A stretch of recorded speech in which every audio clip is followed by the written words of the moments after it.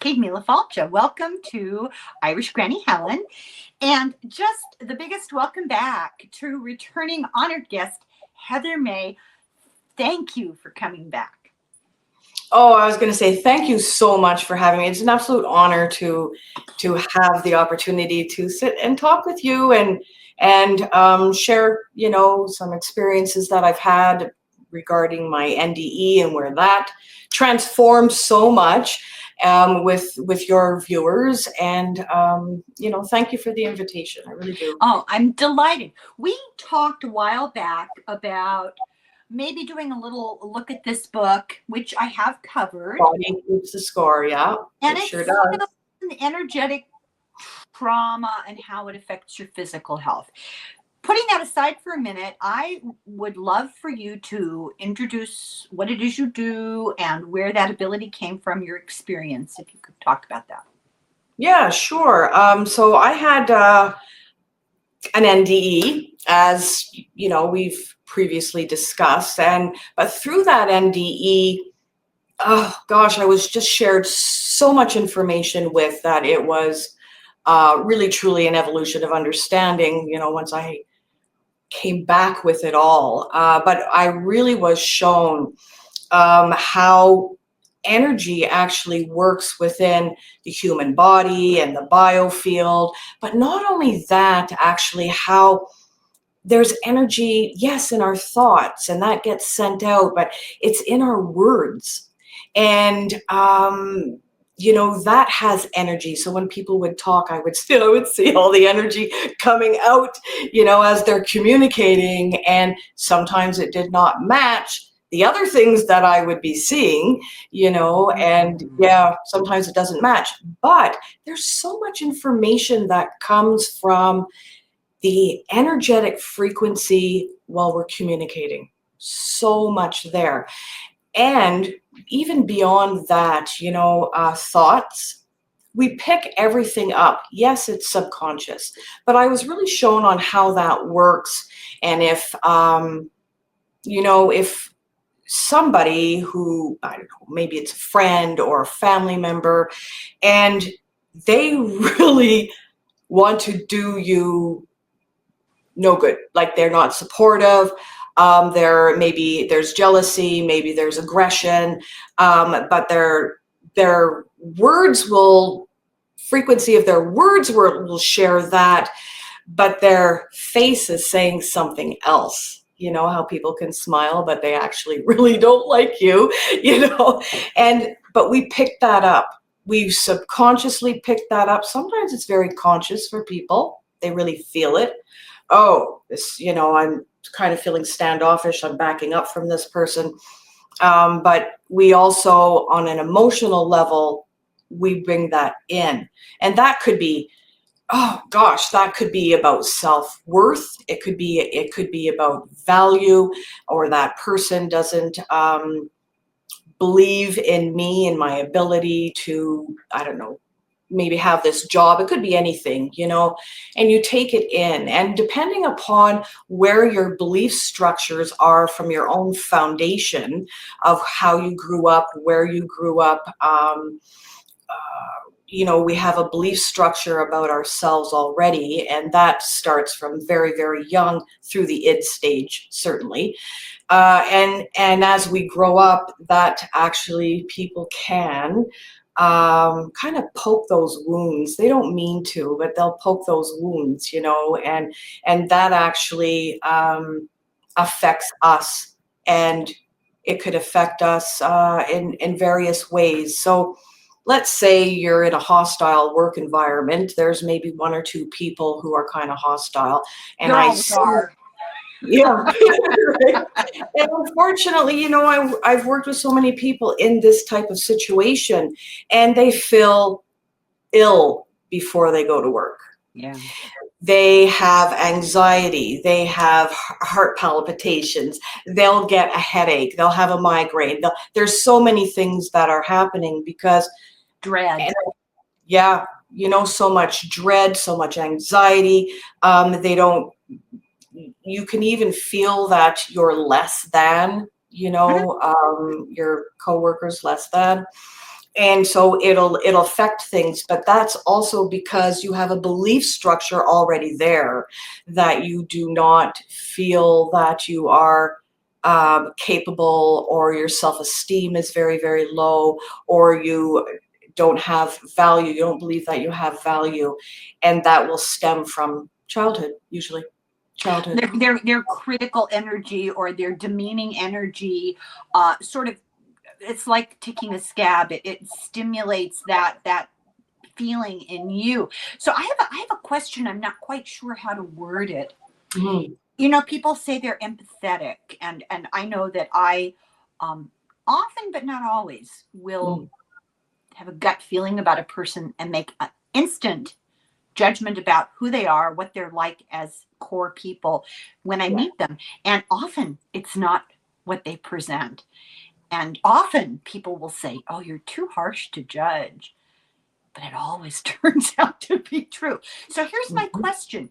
Is it because those particular people resonate with your particular energy?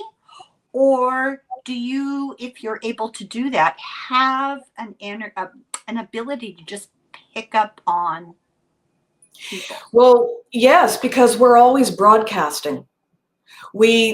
Our energy biofield, auric field, Mhm. has so much information in it. And so when you're coming across somebody, and we're always reading each other. We're Yeah. always reading each other energetically. And it doesn't matter where you are. You sitting here, and you and I are far away apart, but I mean, energetically, we're meeting energetically. Yeah. No, It could be great. on the other side of the world energetically. So you will get that feeling because you're reading each other. Now, some people can do it very consciously, very, very consciously, and you can have gut instinct. You can have heart wisdom. We have so many centers within us that's reading constantly, Right. I you read know? somewhere that you have more neurological connections, more neurons in your gut than you do in your brain. Now that's Yeah, really hard to believe, but yeah, apparently your entire gut is lined with neurons. When people say they have a gut feeling, that's they do. it. Yeah, They do. they really Yeah, do. 100%. Which is why, Nostradamus, pardon, go sorry, ahead. I was going to say, which is why, people's forever have always said, and I'll say it too, and I'm sure you do too, pay attention to your gut instincts. Oh yeah, It doesn't lie. yeah, Pay attention to your heart wisdom. It doesn't lie. right. Our minds can take it elsewhere, mind you, because we'll place it into a logical format or pollute it in some way, but otherwise we all have that ability. All of us do. Yeah, you'll hear something, and some of us will use the expression "it resonates" for us. Other people will say it just feels right. It might Yeah. be an idea, philosophy, a belief system, or a person, and Mhm. you just know when you know, you know. Yeah. And I was going to mention that Nostradamus, interesting character. He Yeah. told people, and he did energetic healing, and he had to Mm. hide it because they would have, well, and he told people that the illness is from the outside in Yep. because of the electromagnetic field around all of us. Do you see auras? Hmm. Yeah. Oh, okay. Wait a second. I learned through time, and it was difficult. It took me a long time to. You don't want to be walking around constantly being bombarded with people's experiences in life. I mean, it's all out there, really. Or, I would be standing in line, even at the grocery store, and I would know all these things about these people that I didn't want to know. I didn't want to. And it wasn't that I was concentrating to know, it was just all there. And I would say after my NDE, it probably took me about 5 years to learn how to shut that off and turn that on if I wanted to, for, To to help develop it so that it's a tool. Well, that book, The Gift of Fear by Gavin DeBecker. I haven't read that. Oh, I bought a copy for each of my children. It is so valuable especially for women. It applies to everybody, but for What women, is it called? I'm going to write it down. The Gift of Fear. Okay. By Gavin, and it's with an I, Gavin, DeBecker. Small d, big B. Okay. Phonetic. And the premise is just that we're all born with a survival tool, many, but specifically the survival tool of fear. And we've been socialized to tamp it down and ignore it.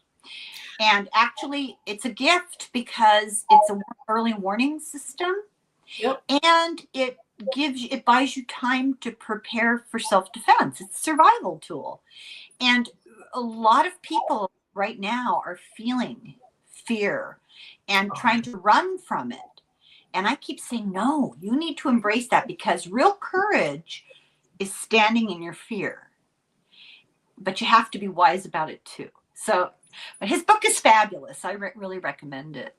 That's true, because, I'll say it or share it with people. I'll just word it differently, where I'll say, claim your space. Just claim your space, Yeah, sure. It's interesting. I always look up because I'm watching the energy. But anyways, the currents of fear, the currents of apprehension, the currents of doubt and worry. There's all kinds of that out there. Energetically, globally is what I'm talking about. And so that current is kind of here, and we feel it. We can bring it in depending on how much you're going to bring it in. I mean, it could really stagnate your life if you're not careful. And above that is a whole different frequency. Mm-hmm. Above that is where I can feel, sense, see energy of hope, energy of compassion. It's above it, though. And that's, a lot of people aren't noticing that one. You know what I mean? Well, what do we say? Our words mean an awful lot. They indicate that somewhere inherently in our past, maybe we understood this, because what do we say? Man, that really brings me down. Yeah. What do you think you mean by that? Of course. Of course, yeah. And you talk to somebody. I've got some older neighbors that are just the loveliest people, and I'll run into them and we'll chat for a while. We can't tear ourselves away. I just leave talking with them just with a big smile and feeling so elevated, absolutely elevated. And then reality, the day-to-day travails, right?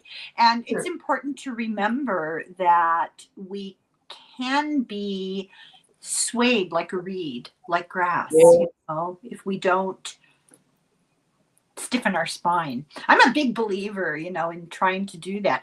And what does that look like? That doesn't necessarily look like you're belligerent and aggressive. Sometimes the most effective thing is to be not noticed and to be innocuous. Like, for example, just as a great timely example, the French Resistance. They didn't walk around going, hey, look at me. Want to see my secret guns? Exactly. Yeah. It's very, very true. I don't know. I guess it was probably in the late 90s, and I would say, even to myself, bend and sway with the winds of change or experiences and things like that, but don't break. Kind of like the willow, Mm-hmm. Mm-hmm. Don't break. But depending on what you're experiencing, yeah, sure, it can be really, really difficult. But the same with all that fear out there doesn't necessarily mean that for yourself to immerse yourself in that or allow it to penetrate yourself to the point of it's like taking over everything. You know what I mean? Yes, I do. Yeah, you have to be self-protective about it, or it does you no good. It ceases to become a tool. It becomes like an anchor. Yeah. I hesitate to talk about this because I don't know enough about it yet. But are you familiar with Substack? Hmm. Oh, okay. So it's a writers forum. You go on your website on your computer and you can connect with them. And, theoretically, the name or the title of the person's particular individual forum, and you can read what they have to say. Some are entirely free, some are partially behind a paywall, and some ask for a donation. But many have a lot of free stuff. And I signed up for a couple to read because I just stumbled on them. They gave me suggestions. So long story short, I encountered a young man who writes about the daily Stoic. He's into Stoic philosophy. Mm. And my understanding of it was really terrible. And I'm just a couple of days into reading. Every day he sends you for free a little short lesson on Stoicism. So I've been reading about it. It's what you're saying. Their terminology might be a little different, but Yeah. it is what you're saying. They advocated that. I always thought that Stoics were bring on the pain, a little bit masochistic. And suffer in silence. That's incorrect. They're Right. more about build up your resilience by challenging yourself and be prepared. Big believers, as we were just saying, to facing reality and becoming what's the word I want? Accepting, which is Buddhist, to become very accepting of what's coming and Yeah. figure out how you're going to deal with it. I'll get back to you when I've learned a little more and I can actually talk about it like an intelligent person instead. You are an intelligent person. Yeah, sure.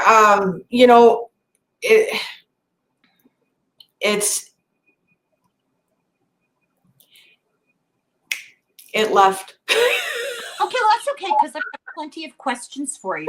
How often do you pick up a paper? Well, maybe you don't read the newspaper, but how often do you look at the news and see a still photograph of somebody prominent and just go, ooh? Oh, absolutely. Yeah. Well, absolutely, they're lying. They're lying.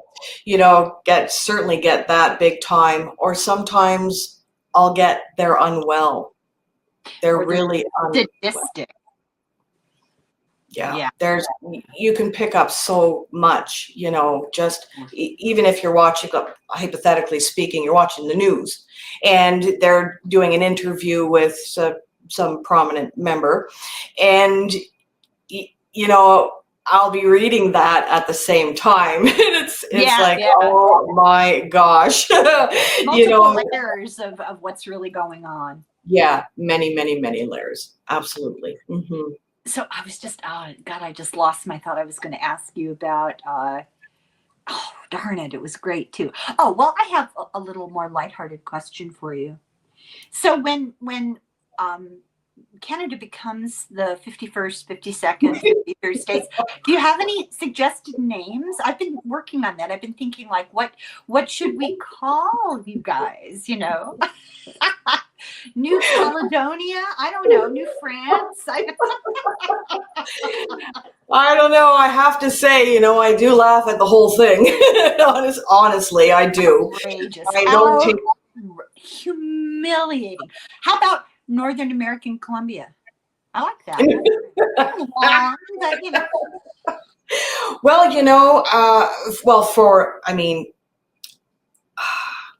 the whole entire land, Canada, US, Mexico, anyways, it's all North America. Mm-hmm. It's North America, so it is.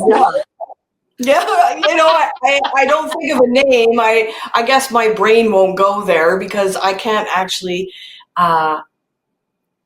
It's not actually going to happen.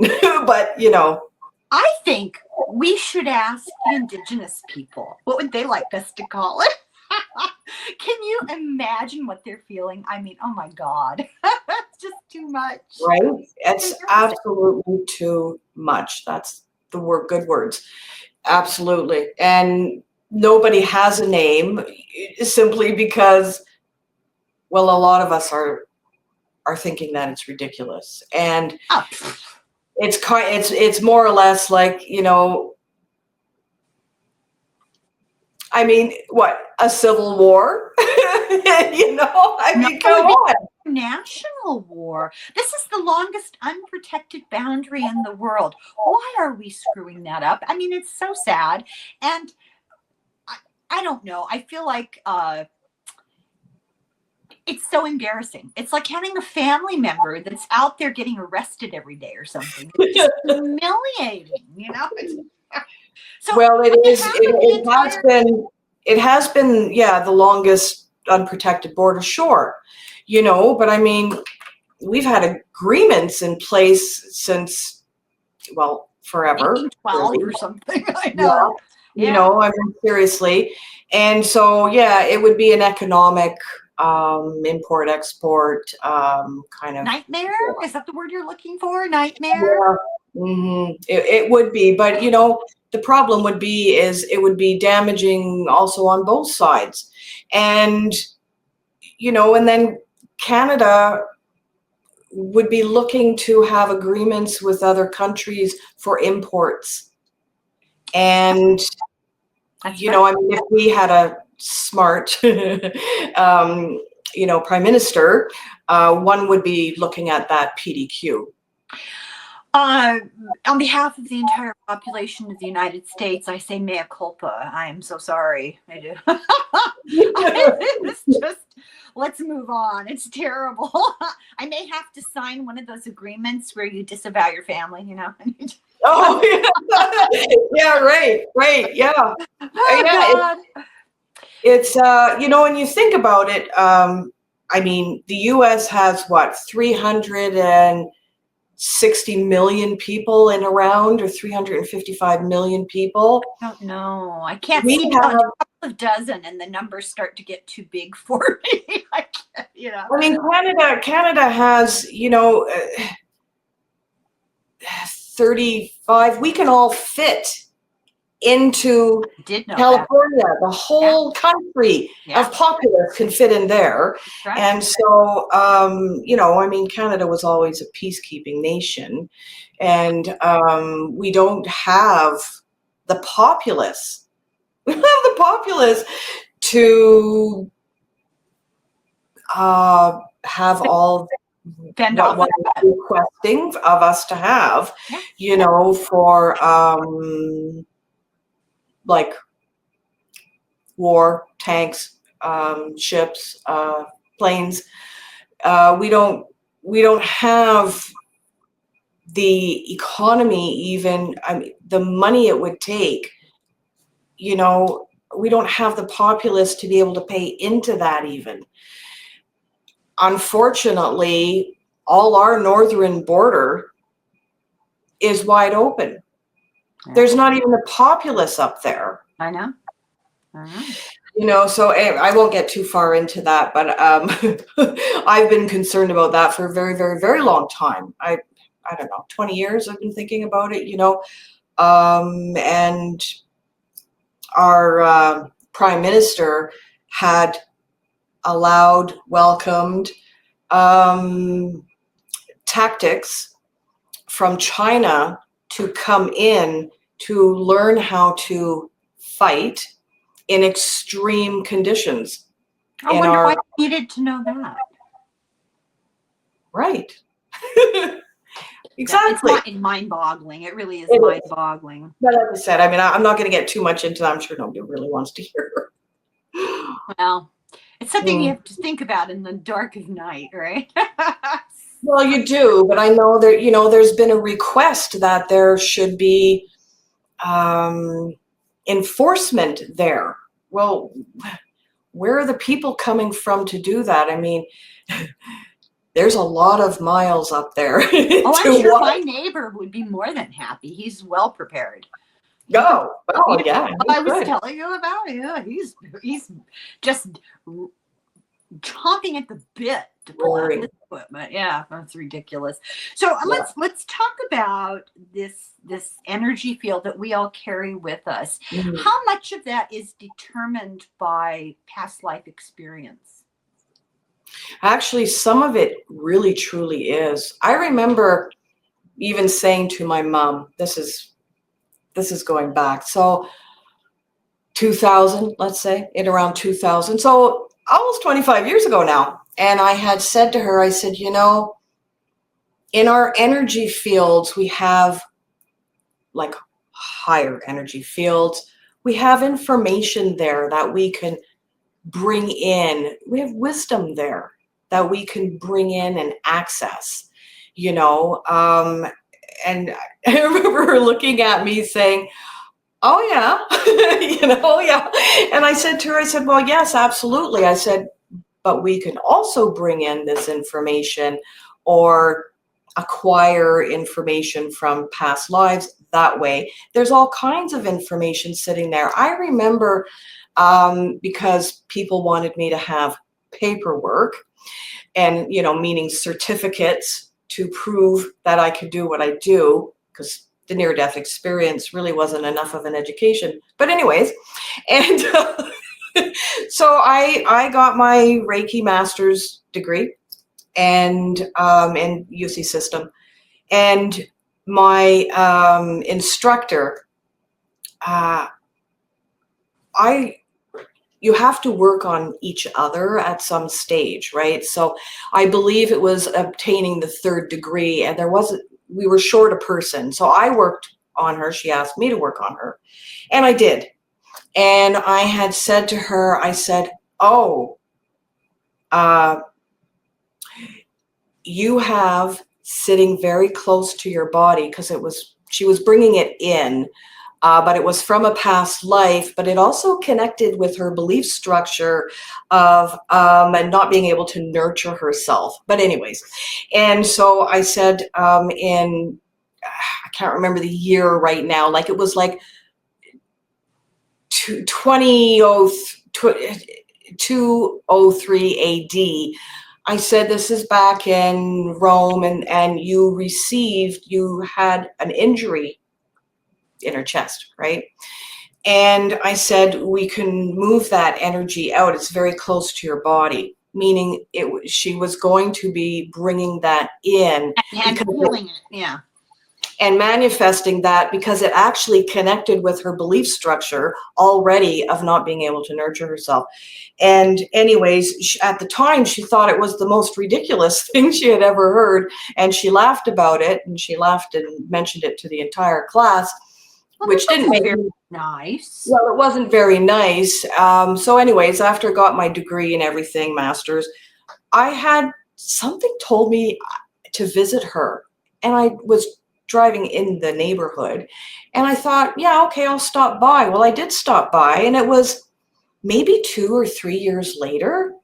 And she did invite me in. We had tea, and I was sitting across the table from her, and I'm looking, and I had said to her, oh, don't worry. You'll be okay with the breast cancer. They really will get it all. And she looked at me and she said, how do you know that? I didn't tell you that. Oh, but wow. It was the same place. It was the same place. And then it was again after she, went through chemo and everything and surgery, and she did come out of it very well. And it again was a few years later. And I was then selling jewelry. It was symbolic jewelry that I had created, for manifesting and stuff. Anyways, and one of her good friends came to my table. Uh-oh. It's going round and round, and oh, there we are. And anyway, she came to I didn't see any. I missed the fun. She came to my table, and she said, we are so sorry for how we treated you. We didn't know there was people like you. And we just want to let you know, because the Reiki master teacher was Peggy, that I had told about the cancer and that lifetime and everything else. And she had said, Peggy had seen somebody at the Barbara Ann Brennan School and received the exact same information. Oh, and man. that was when it was believed. Years later. So why don't you share with everybody, in case they don't know, what exactly it is you do? Okay, so I work with people. Yes, I do energy readings. And of course, that's popular. So people will want an energy reading for a couple of reasons. One, it's curiosity. Oh, what does my energy field look like? How does the energy move in my body? So I draw it all out, and I don't have something to show you right now. Unless you want to wait a minute, I can grab it. Should you draw a picture of it? Yeah, it's all hand drawn. Oh, I'd love to see it. Yeah. Okay, just give me 1 second. Okay, I got That's okay. While you're gone, I'll explain what's going on. So for anybody who might not have seen our previous conversations, Heather had a near-death experience, and it's an unbelievable story that was protracted medical emergency that the people around her just shrugged off until it was dire, and she almost died. She had pulmonary emboli. I think I have that right. Blood clots, and she was quite young, and it was unexpected. And people just sort of, oh, you're fine. You're tired or whatever. And it took her an enormously long time to recover from it. They flew doctors in from the United States because she was such an odd case, unusual. And I was just telling them about them flying in the doctors. I've always found that specialist they flew in from Seattle. Yeah, that was. They didn't expect to find you alive, did they? Didn't they tell you that when they got there? Well, when I woke up, I don't know how long I was out for. When I woke up, I had all these doctors right around my entire bed. And he was a pulmonary specialist from the States, Seattle, exactly. And I woke up and I actually smiled. And he said, "Look at that. After all she's been through, she's smiling." And my thing was, I have a secret. I have a secret. And so he had touched my feet and he said, "I don't think you realize how much of a miracle you are." Oh, yes, you did. I did, because I had a secret, and he said, to have 9 massive pulmonary emboli. So we're talking about just about the size of a toonie, just slightly larger, a loonie. Little, like a $50 maybe, around that. Yeah, like a $50, a little smaller than that, So anyways, he said usually people die with 1 and they don't come back. That's it, And I know when they took me in an ambulance to another hospital, and for this special, it was the nuclear medicine area of the hospital to really have a good look at the lungs. And they came out of there. I mean, it was exhausting, to be honest with you. But when they came out of there, they said, "We actually had to physically see you and touch you to see that you really are real, because we don't know how you survived this. We just don't. We never seen it before." And I know that pulmonary specialist had said to me, "This will be in the medical books. Yeah. This will be written about, because people don't survive this. They just don't. We don't know how you survived this, And of course, I had a secret. Were you able to share your experience while you were out? And if you did, how was it received with the doctors, the medical people? Not good. Not good. Not good. It wasn't until my neurologist, I think it was the third neurologist, that I actually got to really share it with, not in detail, because I was having problems with, even though years had gone by, and I still do have this, to be honest with you, the problem finding words. I can see them. I can even see them up there, and I can see them in my mind. And God help me, I cannot say it. Yeah. And so I'll get stuck. And so I was, shared that with him and talking with him about that. And he said, he said, well, of course, you do have lots of new neuron connections were made, but there's some areas that are permanently damaged. Mm-hmm. True. And to be quite frank with you, there are 43 areas in total that are seen on a MRI. They are small, but they are definitely there, So one of my areas of difficulty was to communicate sometimes I'll just get stuck and I can't go any further. The other thing that I found very difficult is directions. I was always very good at directions. You can turn me around anywhere in any city. I'll know where we have to go. I'll know where the car is, And so I was saying to him, is there not anything I can do more that I can do? Because I actually have to look at Google Maps every time I come to see you. And this is 15 years.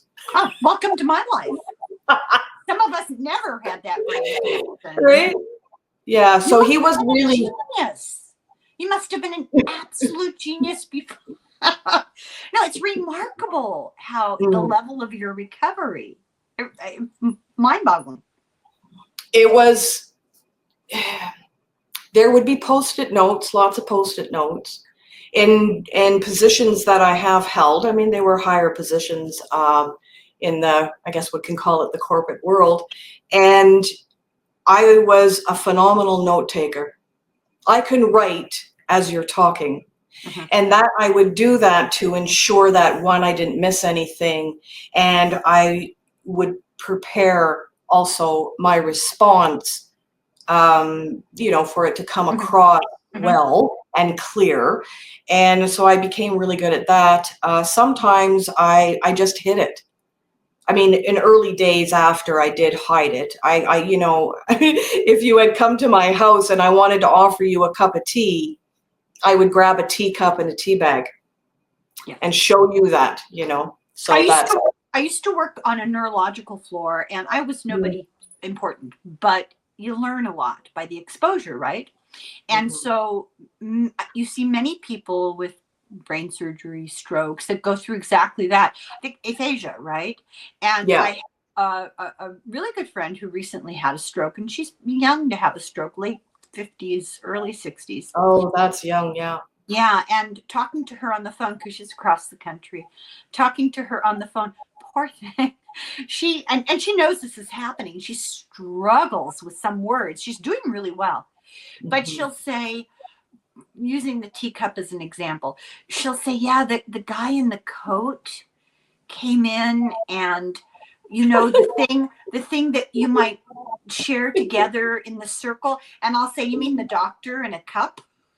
And she'll say, yes, it's just killing her not to be able to get the word out. It's frustrating. It is very frustrating. And I had it even recently, working with a group of people, and I could not, for the life of me, because I was talking about the immune system, I couldn't say that word. And so I've got 8 people that I'm talking with, and I'm saying, okay, first word sounds like, because for the life of me, I couldn't say it. And so, because we were working with the immune system, which goes back to your question of what is it that I do. So I share with people on how to really work with energy, how to bring it in. Now, how to bring in frequency, very specific to people's needs, or very specific to, immune system is one, or a deregulated nervous system, how to work with that. And because if you've had a lot of fight or flight issues in life, trauma, it really does affect that. And then it affects many other things, yes, like the digestive system, the stomach, it can create IBS, anyways, all kinds of things. And so I will actually, and people will call it channel. I more or less inquire from my team and your team. Let's say if I was doing it with you, your guides, and your higher self, what is the exact frequency that Irish Granny needs Oh, right here, right now? God. You Yeah, I know, was going to say, you're tuning into my team. Good luck. but I mean, that's how I do it. And so I'll be shown the energetic frequency, and it'll come through as like a color. Oh, cool. And yeah, and sometimes it's combinations of colors. So sometimes it would be like a lavender, depending on what that person's frequency level is. It could be very light, it could be a darker purple. It all depends on what your frequency is to start with. And in that could be like I'll see specks of this beautiful shimmering white energy as well. Sometimes it's copper. It all depends on what we're calling in. So if it's earth energy, that has a different tone to it. That has a different color to it. That visually looks different. If it's universal energy, that too is a different frequency. Usually it's a higher frequency. And how to bring that into the body and work with very specific issues that you may have. So if you have, let's say, IBS, or Crohn's or whatever, I find what the frequency is. I then create graphic images for you to see how exactly visually is that energy going to come up if we're working with earth energy.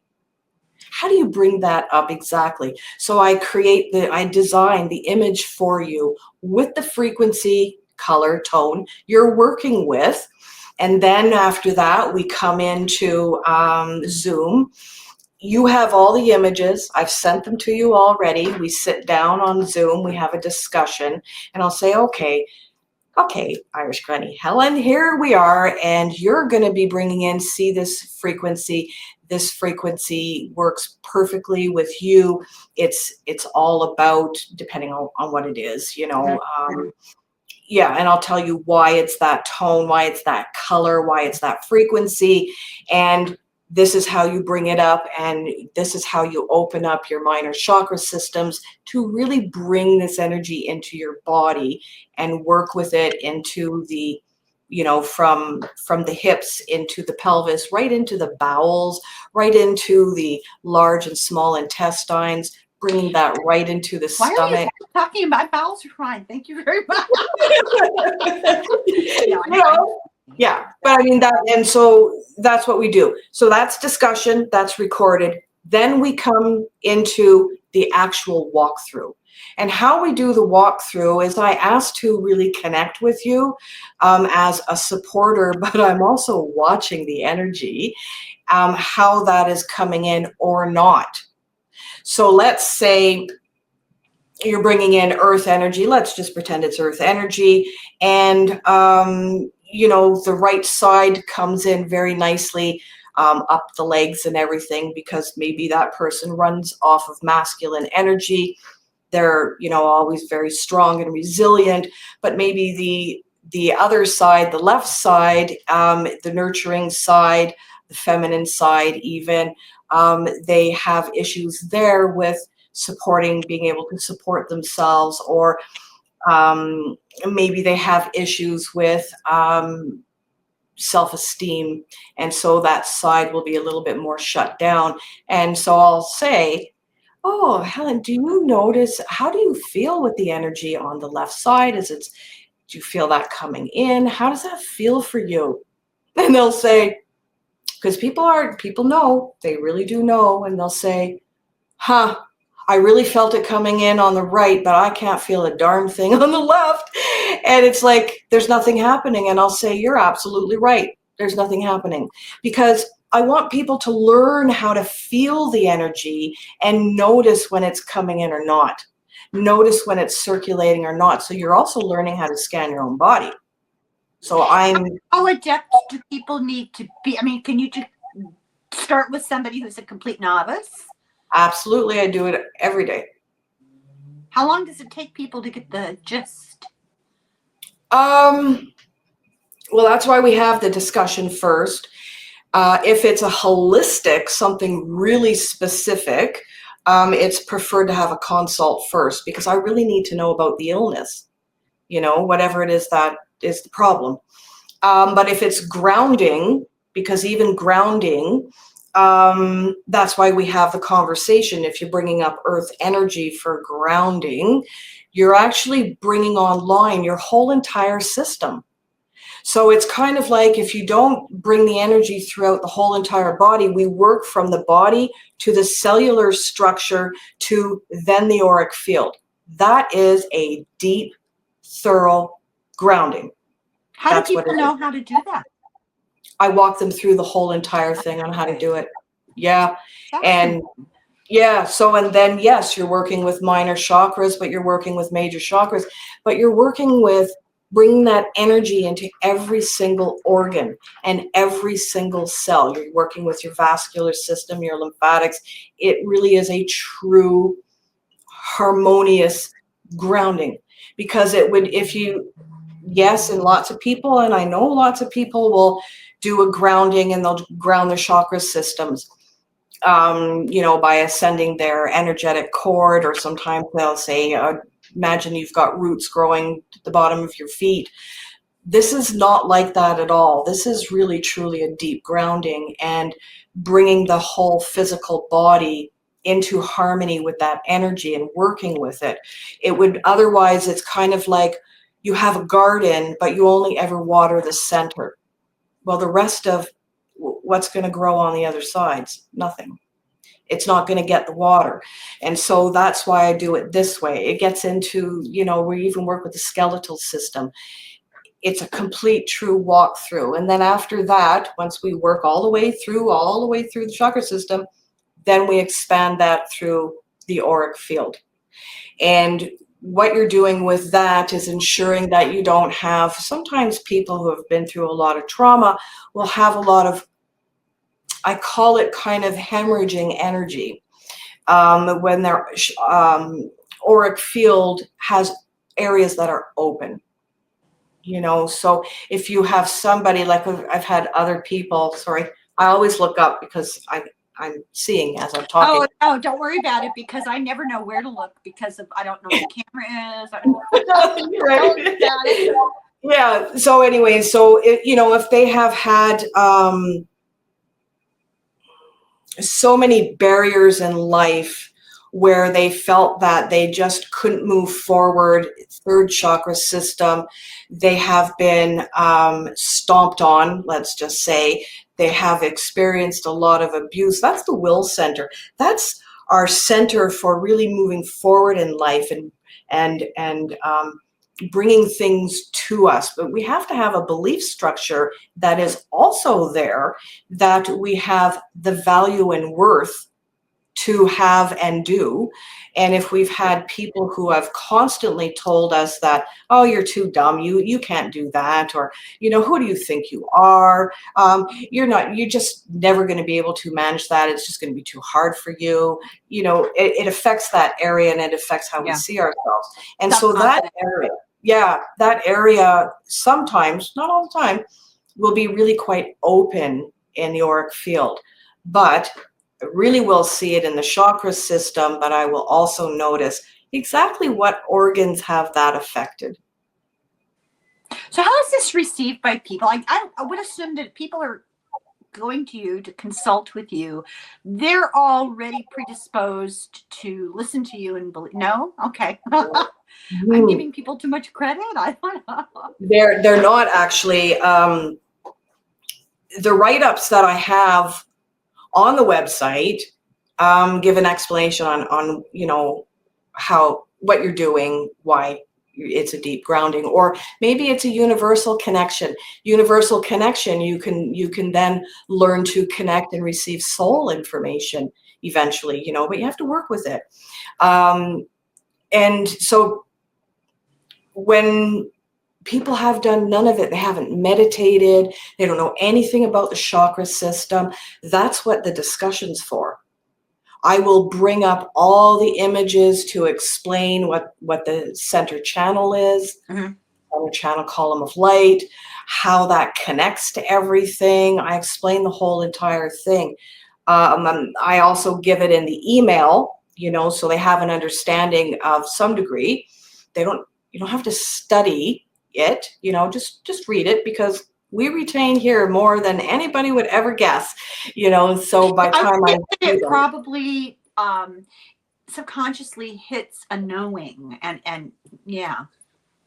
And when I'm working with people who have not done any of this whatsoever, I had a gentleman just before I took my vacation, home vacay.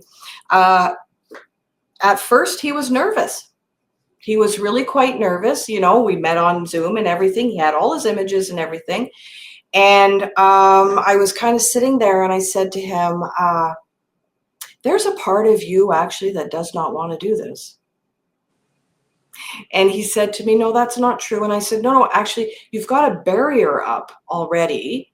And that's okay. I understand that, because you have apprehension as what exactly is this and how is it going to affect you?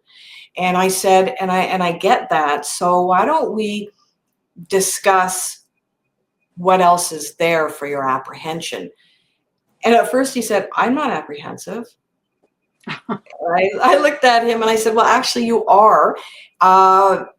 If you just sit quietly for a moment and just center yourself for a moment, you'll see that you are. How And could you that's not be? Don't you feel vulnerable going into this if you're just the person off the street? I would think it would be very intimidating. it can be, and it was, his thing was, and I said, well, you've got some fear there too. Well, his thing was, is this against God? Oh, that didn't even occur to me. Right? Yeah. Is this kind of like voodoo-ish? Like that was his vocabulary. And I said, oh my gosh, no. I learned this while I was there.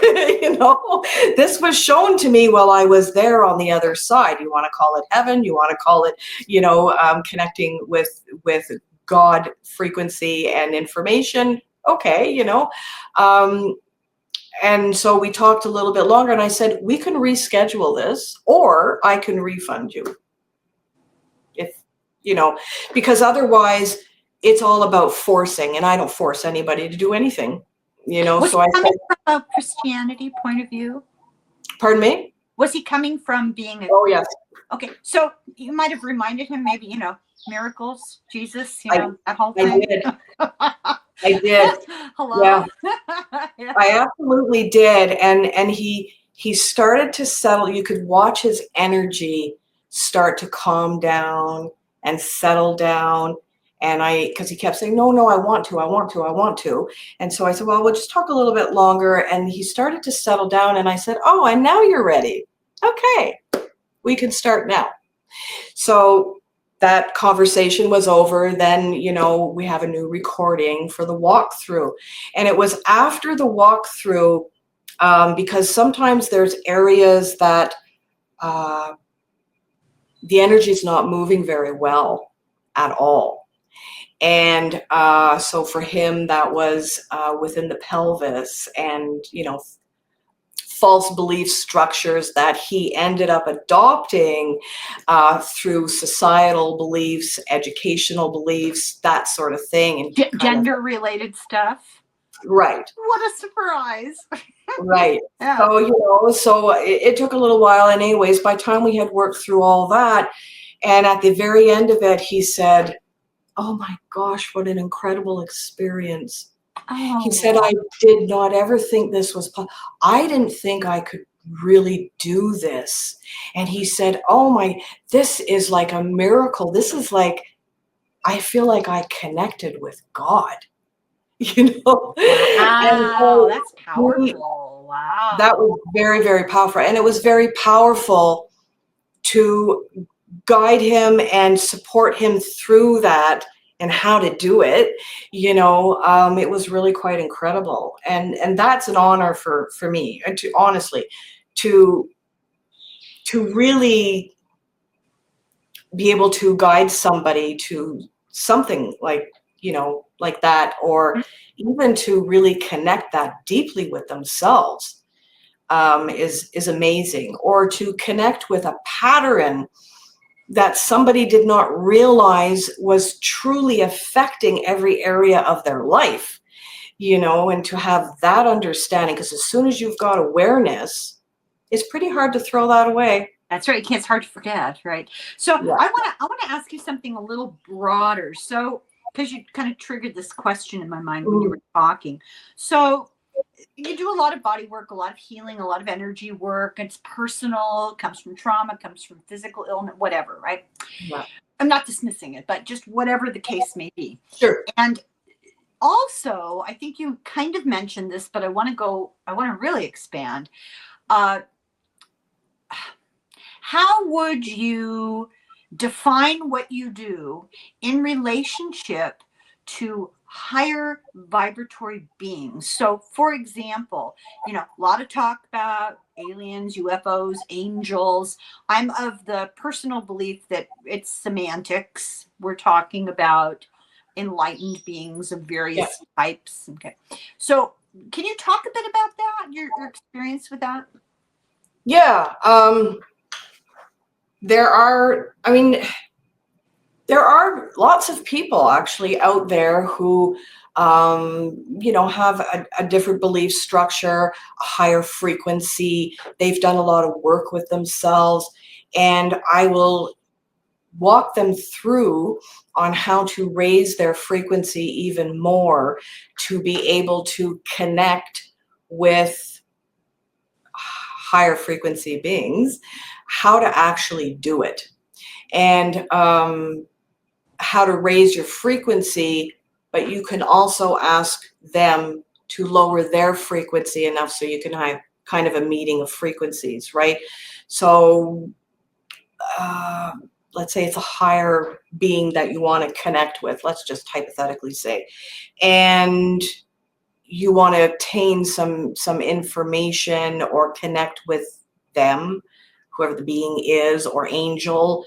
You do have to actually be able to raise your frequency, because they can only lower it to a certain degree to try and meet you, so you need to raise yours. And in order to do that, you need to have a movement of clarity, of light within you already, of a frequency, because you've already done quite a bit of work. I do share with people on how to do that, and walk them through on actually how to meet their guide. We all have a lifetime guide.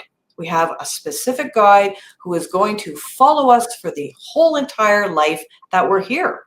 We have other guides too, but certainly that one, or maybe Archangel Michael, maybe somebody wants to meet with, or Gabriel or something like that, is a little bit different, but your main guide, and I'll walk people through on how to do that, how to clear your column of light, how to raise your frequency, and then I'll walk them through on how to meet their guide.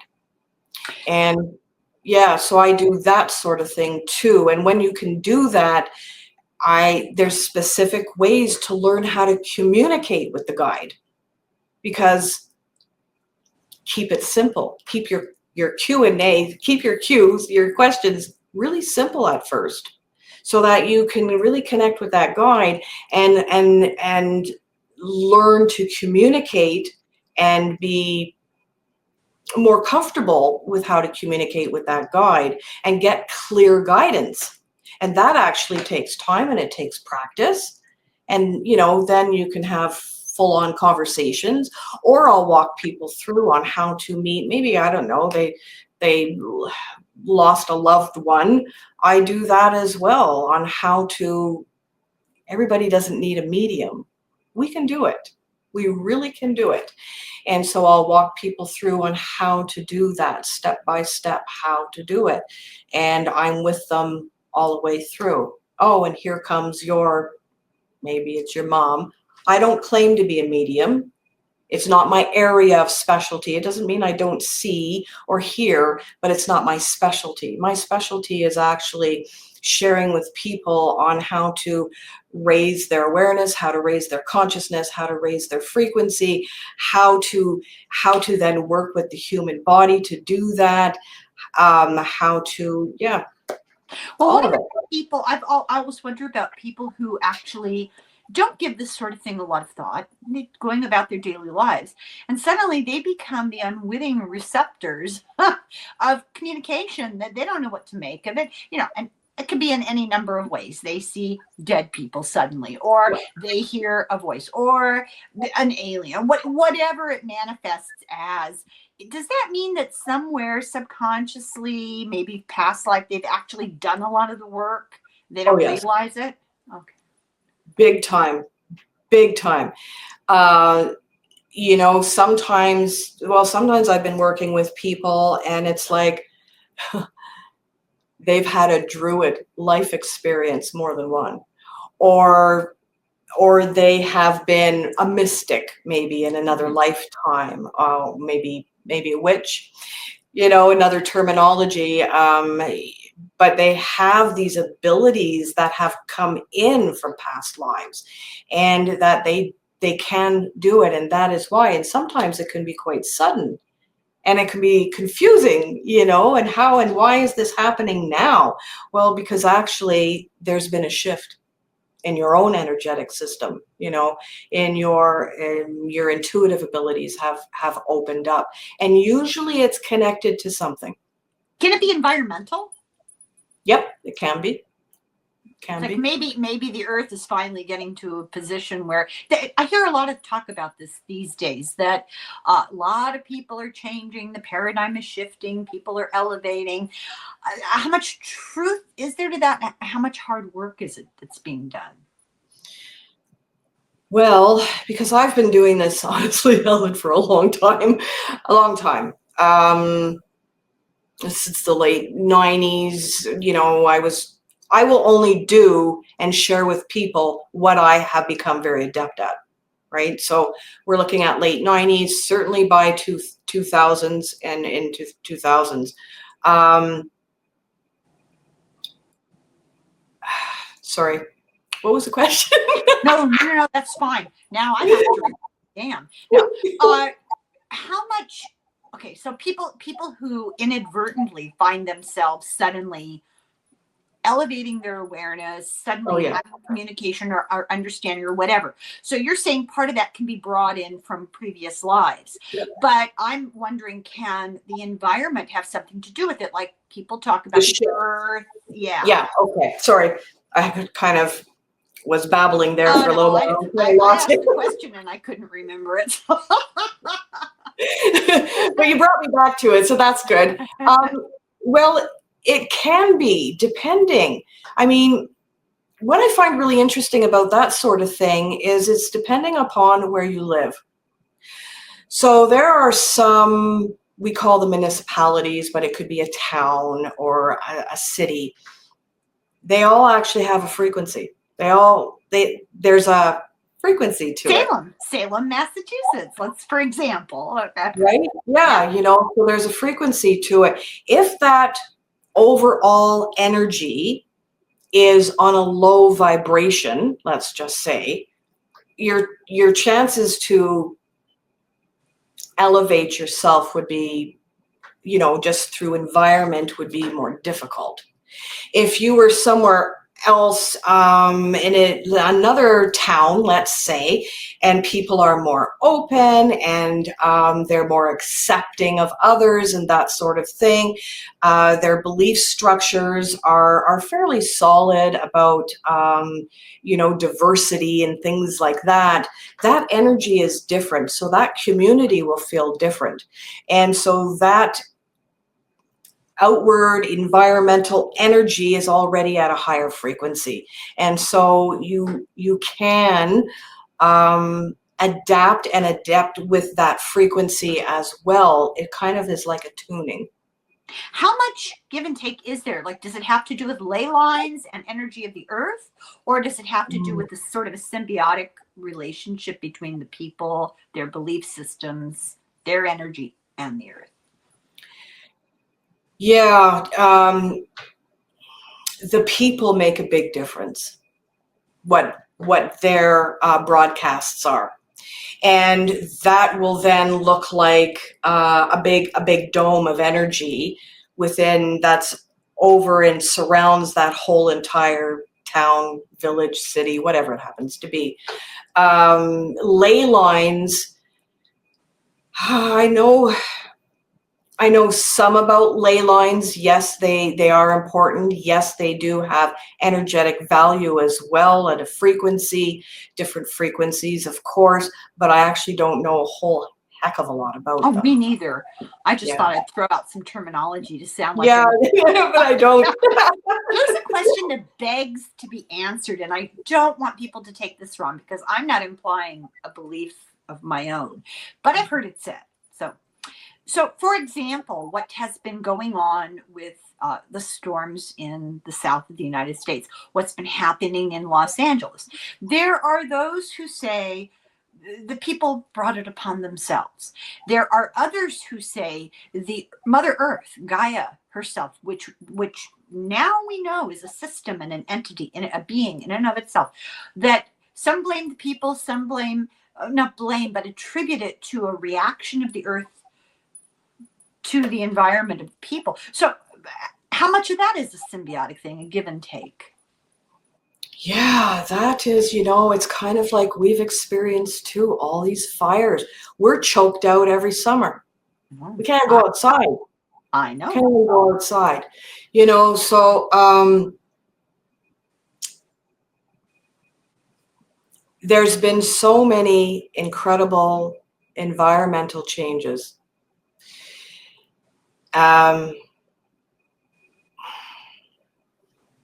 We see weather we've never seen before. Mm-hmm.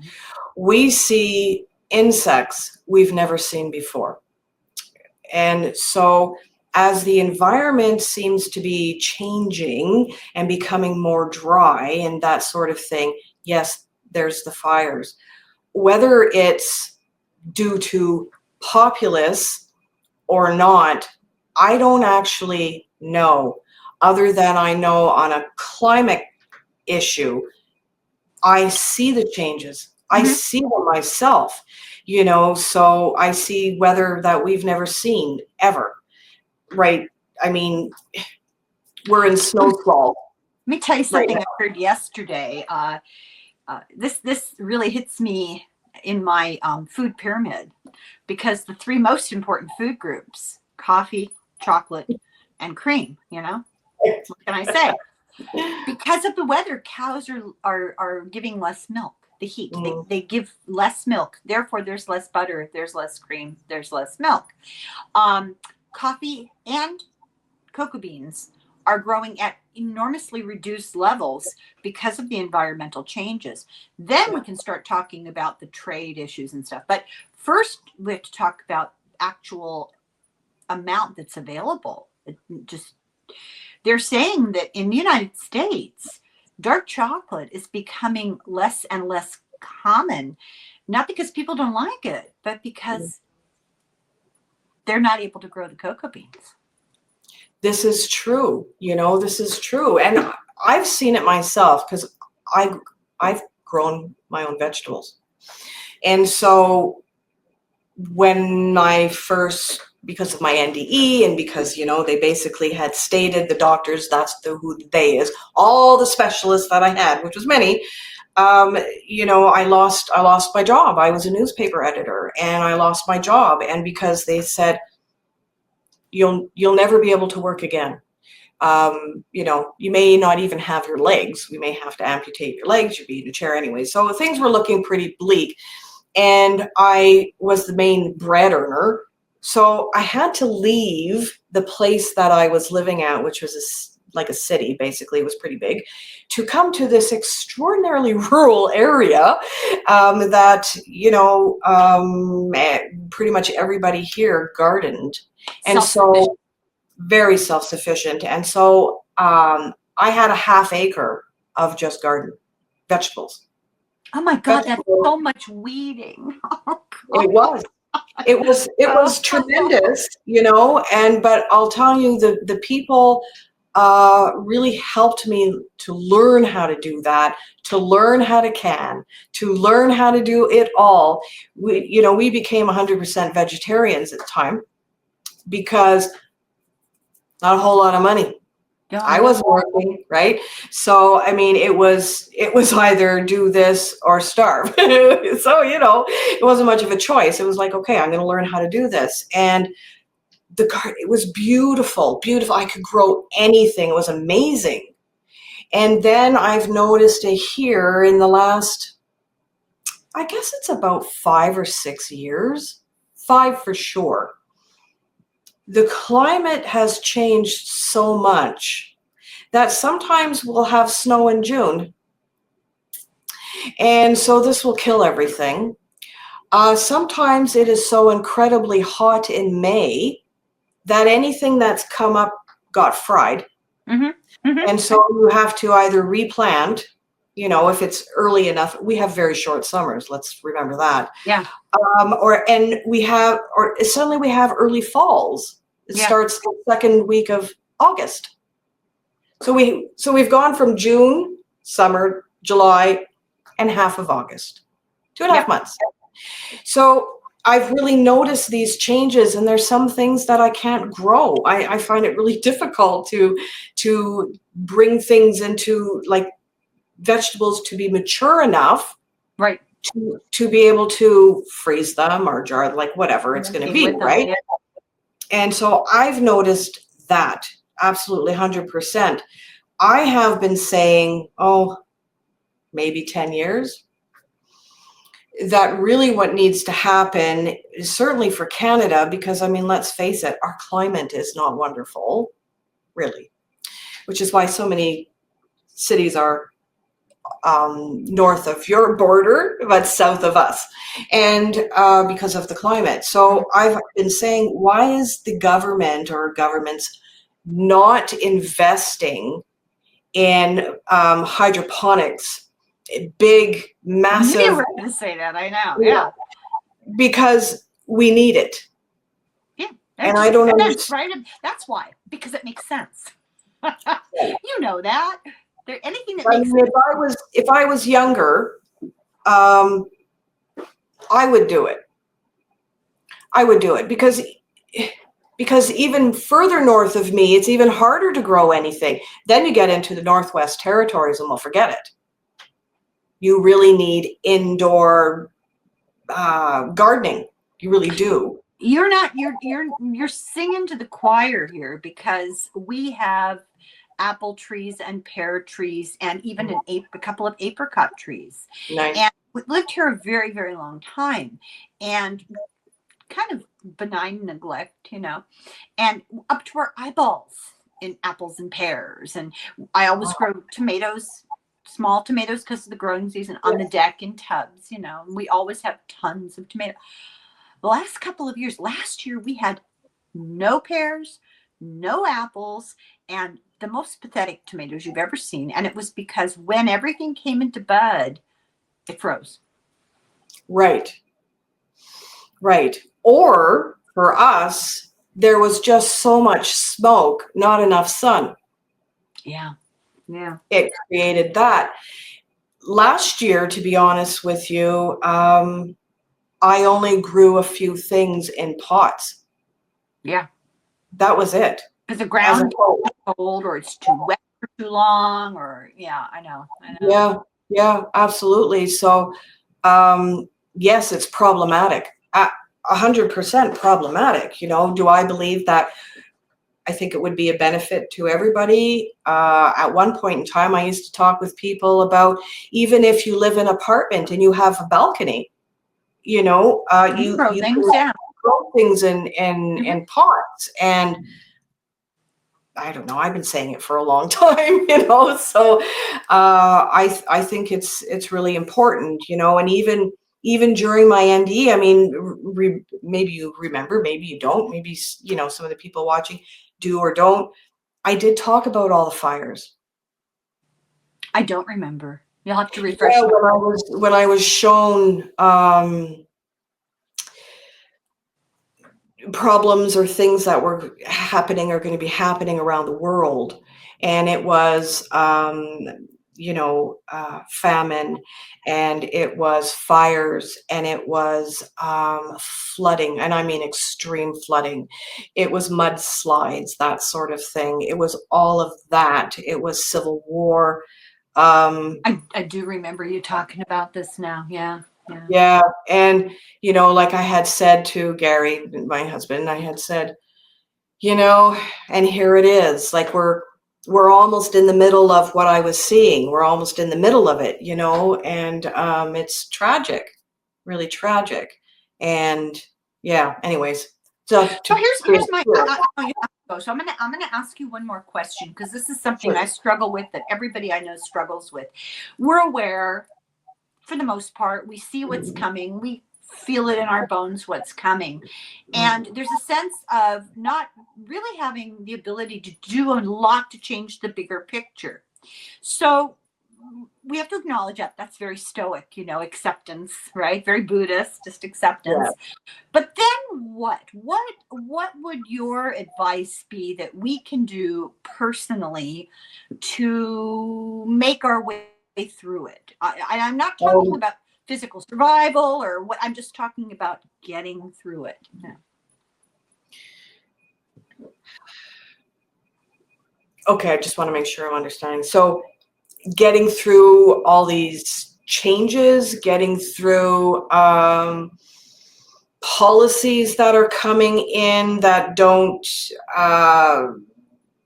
meet what the average person has within their belief structure, that sort of thing. Yeah, well, asking from the point of view, because that's mostly the people we're talking about, people who have compassion for their fellow human beings, who simply want to lead a peaceful life, who are not grasping for material things, and they want everyone around them to be okay as well. Not having power, not having control over a lot to make a huge difference.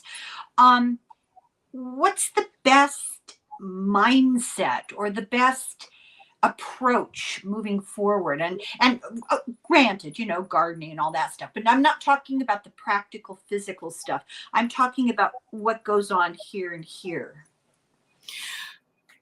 It's actually not to be so overcome. And I mean overcome in the sense of sometimes people can get knocked off their feet with it, and Yes. kind of be on our knees, in mercy. It's basically to maintain our own sense of I'm okay. Equanimity. I'm okay.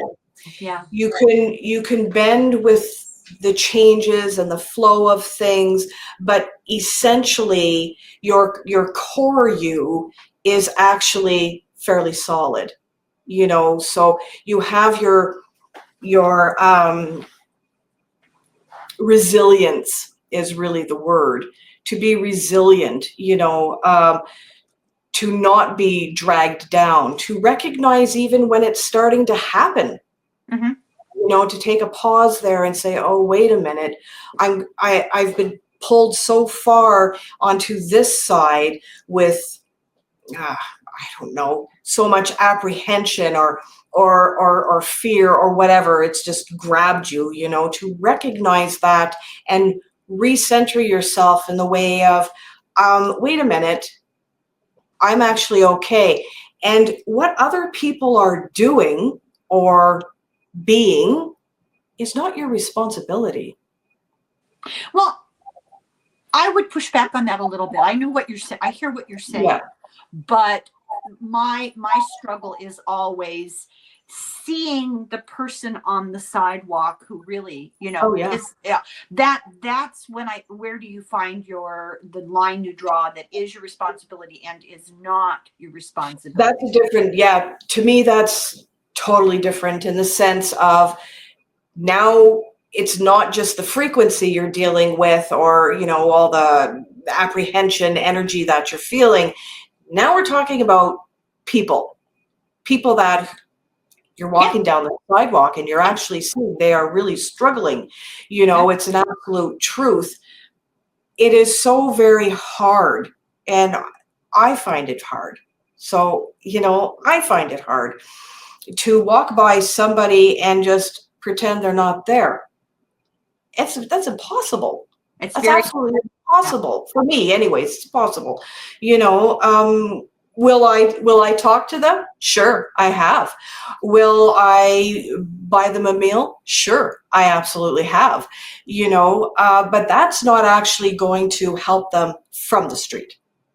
No, And the no, only thing that's I agree. going to help them from the street is actually support systems that I would honestly say, I don't care what country you're in, they're not there. No, you're absolutely right. You're right. They're not there. And as an individual, that's what I end up doing. But I'm an individual. I'm not a society, Right. who has volunteers and who have applied for grants and things like that to, have a society, and then you have a board and this, that, and the other thing to really give support systems. The only thing you can do is what? Talk to lobby people, your lobbyist, your advocacy groups, to keep bombarding them with that. You know, Even news, I don't know about you guys, but here it's hardly ever on the news for awareness. We'll have things like, because we're very cold up here, and they'll say things like, oh, the LRT subway is now going to be open to all night to allow people who are on the street to be somewhere of some level of warmth. There's no place, there's almost no place for them to go, or the libraries are open, and people who are on the streets cold can go there. You'll have some really great Samaritans who have restaurants and things like that, who will create meals for them. There's areas in Edmonton that you don't waste. So the food that wasn't eaten for, I don't know, that night, then goes to, a A shelter. homeless shelter of some kind, right? And so they'll do that, but there's just not enough of them. And then there's the Yeah. problem of, let's just face it, a lot of people are really struggling with life overall, just overall. Every And aspect.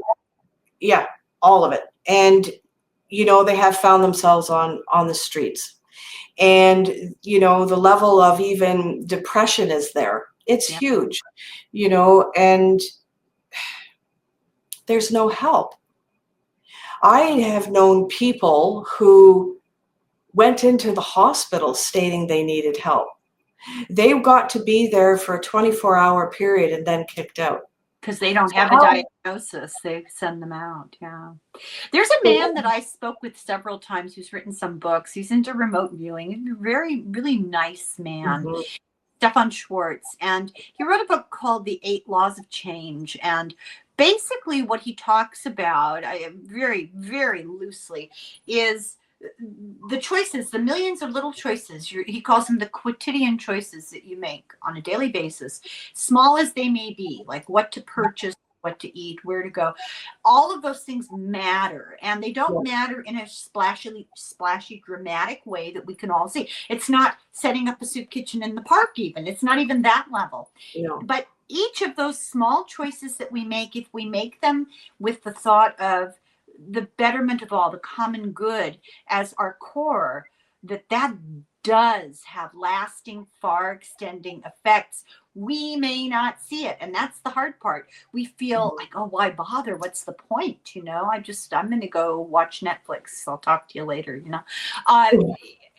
Yeah. But there are small things you can do, and I have learned one lesson. I mean, I'm almost 71. I've learned one lesson.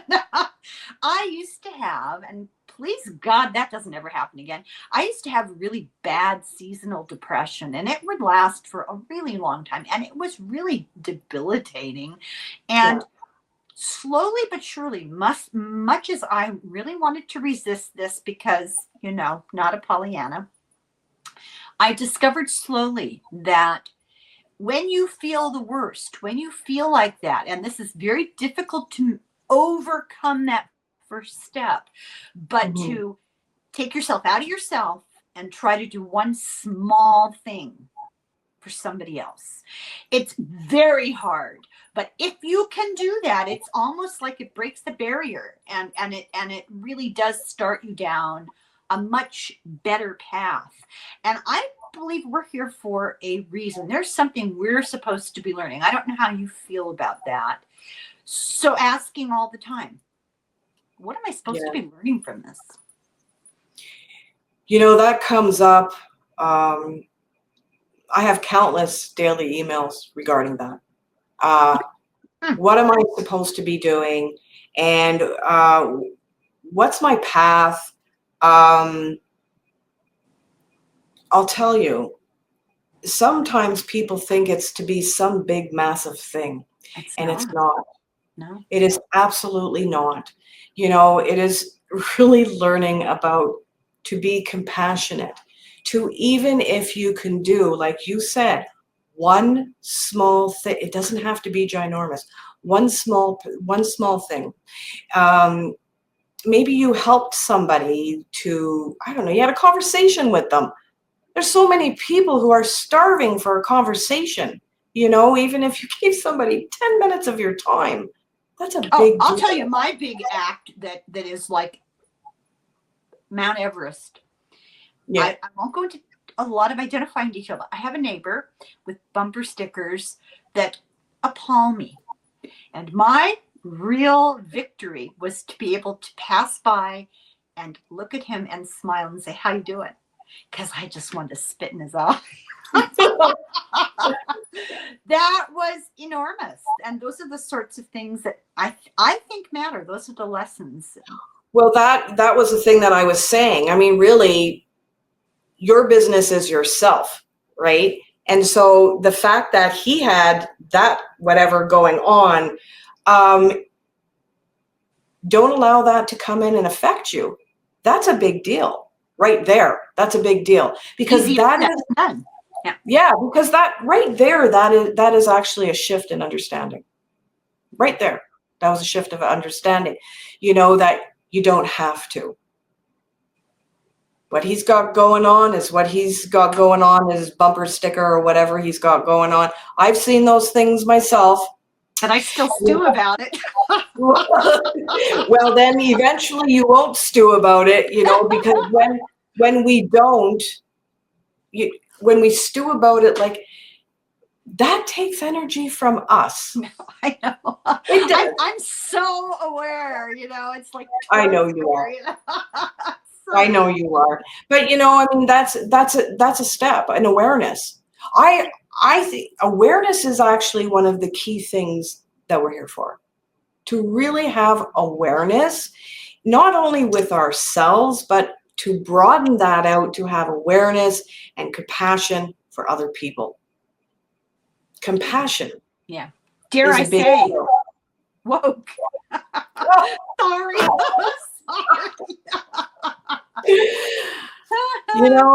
That reminds me of, and I will say it, and maybe it'll upset people. I don't know. Anyways, Oh, good.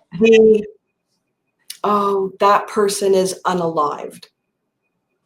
Oh, it's not people. It's the algorithms. You get in trouble. There are certain words you can't use anymore on this format. I have had to sidestep. Let me give you an example in that vein. I've been doing a book about Marilyn Monroe. Without saying the word, we all know what her cause of death is purported to be. Right. How many creative ways can you talk about that without actually saying the word? Oh my God. But you can't say it because you get in trouble. So you're telling me Yes. that when people are saying unalived, that person unalived themselves, oh, that person was elderly and now they're unalived. And I'll say to myself, what has happened with our society that we can no longer say that person died or there was a death in the family, or I don't know. It's not. I'm not sure it's society. I'm simply talking about it in terms of this platform. But you can't. I'm going to throw out another little code, and I'm sure you'll know what it means. You have to talk about SA. That happens sometimes. It can happen to any gender. More often to women. Yeah. Okay. You get, if you're lucky, you get a slap on the hand and you get warned. But I've been taken offline for a couple of weeks and not allowed to make videos, and because I've talked about, I don't know, I've made a joke about I won't even say the word, our unfortunate medical event of the past few years. A joke like making fun of people with ignorant opinions. Right. And they thought I was serious. No sense of irony. They thought I was actually stating something of my belief. I was kind of mimicking. Mm-hmm. You have to be really careful, and it's self-censorship. But you have to decide, well, do I want to do this, or do I want to always be in trouble? If it happens too many times, you're never allowed to they close you down. Wow. I know. I did not know that to that degree. Yeah. So you hear people tiptoeing. Here, now in real life, I don't know what that's all about. That's ridiculous. But here, you'll hear people tiptoeing. They're maneuvering around the algorithms. It's all AI. Yeah. Well, in like we'll say, in French, face à face, face to face. I have heard the unalived, and I just thought, well, what happened there? What's happened in the last very little while, maybe 2 years, but the algorithm, sure, I do understand that. Yes, there's lots of censorship, even going back to 2005, 2006. My cousin and I would test, what does your internet show you? And we're going to type in the exact same thing that we're searching for. And she lived in Calgary, and I'm like well north of Edmonton, right? And so we would have completely different things. And that was in 2005. Yeah, I'm surprised. Yeah. So, it's just become more so. And I mean, do I know what we can do about that? No, not really. I don't. Do you? No, it's a combination of mind control. Yes, it is. Propaganda and manipulation and brainwashing, cult behavior, lack of discernment, an inability for critical thinking, lack of education. And I don't blame other people. It doesn't take a whole lot to pick up a book, It doesn't actually. There was something that came across recently that I had responded to, and it was real true misinformation about agreements with Canada, US, and Mexico. And it was so incredibly wrong that I actually here's the truth. I actually copied and pasted it, and gave the link. And I think what's happened is nobody's doing, or I shouldn't say nobody, but we really do need to do the research, and not just take something that's being shown on whatever social media as 100%. This is the truth. There could be even that's hard. It is hard. You have to really know where to look, depending upon what it is, of course. If you find it in a book, well, that's different. If there's policy, you actually can get your hands on policy, that sort of thing. But you have to do the research. Or the other thing is, the medical people are sharing medical information that is not real. Completely no, absolutely not. Well, I'll look something up, because I'll have a topic of, I don't know, something political, and I'll look it up, and I'll very quickly realize that every single news agency that's reporting on it is reporting identically the same thing. They've all got one source. They're all just parroting. So you have Yep. to go. You have to go to the website of nonprofits, and you have to go to political pundits. You have to know what their background is, where they stand on things. It's exhausting. It's Yes. ridiculous. And, and I understand that, who has really the time to sit and do all that, because it is a lot. It's a lot of digging. And not only that, you have to know where to dig and how to dig. Mhm. That's, that's difficult. And I mean, from where we're sitting, we've been blocked off from a lot of news from our, and Yeah. so, And also, everything is behind a paywall now, and not just people's personal stuff, but regular. I mean, for an example, not that they're any great shakes, but CNN now, you have to pay to read yeah, their news online. you do. Yeah, absolutely. But if you really think about it, I mean, how many um, news investigators are there out there nowadays? No, investigative reporting is journalism is dying. Journalism should never be about representing both sides. Sides. It should never be about sides, just No, information. And it's facts. funny because, yeah, Gary and I were just talking about that. And I had said to him, I said, it's almost like a dying trade. Where are they? And we're not actually receiving just facts. There should never be sides ever. And here are the facts, and then you kind of go from there. And we're missing that. I can personally say we're missing that where I am. And other people that I've spoken to in Europe and whatnot, they're missing that. And so I know I just feel that we're really uninformed. Horribly uninformed. One of my youngest daughter, that was her field of study in college. She was a journalist student. Yeah. I don't know quite what it is she does now. Something on a computer all day, from home, and Yeah. it has absolutely nothing to do with what she studied, because there was absolutely no way to translate that into some sort of a living, a profession, because there are no newspapers. True. And our little True. hometown newspaper valiantly goes on talking about the most ridiculous nonsense. I can access the headlines, but I won't pay to go behind the paywall. I just refuse. But Yeah. it's things like the car lot, the big car place is giving away a car, and there's a drawing, and look at this beautiful craft show that went on downtown.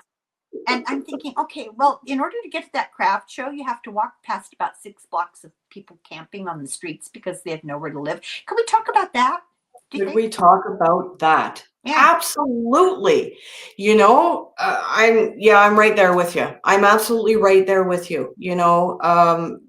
Same thing going on here. Same thing. Can we talk about that? How about having awareness about that? How Yeah. about we do something with that? Um, and that it used to be that way. It used to be. I mean, you know, I'm not I'm not young, I'm well in my 50s, and I have seen so much of the changes, and I'm sure you've even seen more, that it's sometimes I sit there and just shake my head. It's like, my gosh. Here's what strikes me. I mean, there's a lot, but so they had all those horrible fires, and Yes. the response 50 years ago, I know I'm really dating myself, but 50 years ago, the response would have been, and I remember my parents mentioning this as immigrants, Americans are so generous. Americans are so kind. Americans always step up for each other, right? There would have Mhm. been a response of clothes and food and helping hand and trucks of people, Yeah. and instead it's this punitive, well, if you go along with us on a political way, maybe we'll give you aid. That's what the response. You didn't hear about that? No, I did not know about that. Did Yeah, the not hear about response that. was federal aid may very well depend, and this is from, the voice of Hmm. Moses in the Congress, Hmm. Speaker of the House. We'll have to talk about, conforming to policies and cooperating, and if their governor is willing to do that, then maybe we can see our way towards giving them the aid that they seem to think they need. Oh my gosh. Well, I can say firsthand, um, because my husband works in the government, and Uh, it does not work that way here. It does not. didn't used to until of late. I think the change is shocking. I think it has happened insidiously, and I think don't get complacent because it's contagious. Yeah. Well, no, I did not know about that. Oh my gosh, I can't even imagine. And even here, like with the fires and everything, I mean, even if you look for Ukraine, um, there's still that outpouring. We do still have it, thankfully, and as it should be. I mean, oh my gosh, we're all so connected with one another, even energetically, as we're all human beings. I mean, come on, we Well, all share you the feel same that way. air. I feel that way. That's not a priority of some of the people with their hands on the No. reins. When our medical situation was so poor and there weren't a lot of bits of equipment, um, don't send them to the liberal states. You didn't know that. Oh, this has been going on for a while. Yeah, yeah, No, yeah. I did not. Painful. Wow. Yeah, really painful to watch this unfolding like this. I would absolutely say, oh my gosh, where I come from in my background. And so I was saying to some people that it's very discouraging because we're going to be having an election, and it's very discouraging That's when there's nobody to vote for. yeah, I tell you. That is so incredibly discouraging, and I know people say, oh yes, there's all kinds of, Mr. P is, he's going to be great. Well, but is he? Because I know, due to my background, about the parroting of the platforms. I really do know it. And that's what's happening. Yeah. And it's been happening. I would even go as far as saying for the last 15, 16 to Oh 18 yeah. years, for Yes. sure, Yeah. getting worse and worse and Yes. worse until we're now in this position. But it's not just us. Oh, it's ubiquitous. It's every country. Yep, Yeah. yep, it is. And so Something that's cosmic. Something. It really is energetic. Yeah. really is, it really truly is. And so uh this is going to be an interesting 25, 26, 27. Well, like I told you earlier, not how I planned on spending my golden years. Okay. Right? Yeah, Yeah. absolutely, absolutely. And resiliency is really needed. We Right. need to remember to be resilient and to pick up our awareness at the same time. That's a real balancing act. It's very difficult because how much awareness becomes a little bit of obsessive and Right. fearful. And so you pull back, but then you pull back too far and you're kind of la la la la la. And Yeah. keeping that balance is Come really back to the center. challenge. Yeah, yeah. It is. It absolutely is. But then your awareness of if you're going too far, to come back to center and to really be aware that maybe you're being swayed into that box of fear. Complacency. Yeah. I was telling you earlier about the Stoic philosophy that I've been discovering, Yeah. and interestingly enough, resilience is one of their mottos, and Mhm. acceptance is the other one. Yes. And this is a common attitude in many, many, many belief systems. You, he even mentioned in his little talk uh, that prayer. To accept the things I can The change. serenity Right, prayer. right. That actually is very similar to Stoic philosophy. That Yes.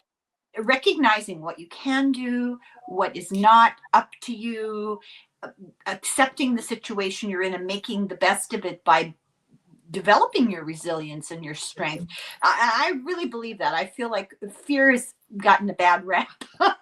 Fear is a dirty word. Fear is a survival skill. It's a tool. Absolutely. You don't I mean, wallow in it. No, pardon me?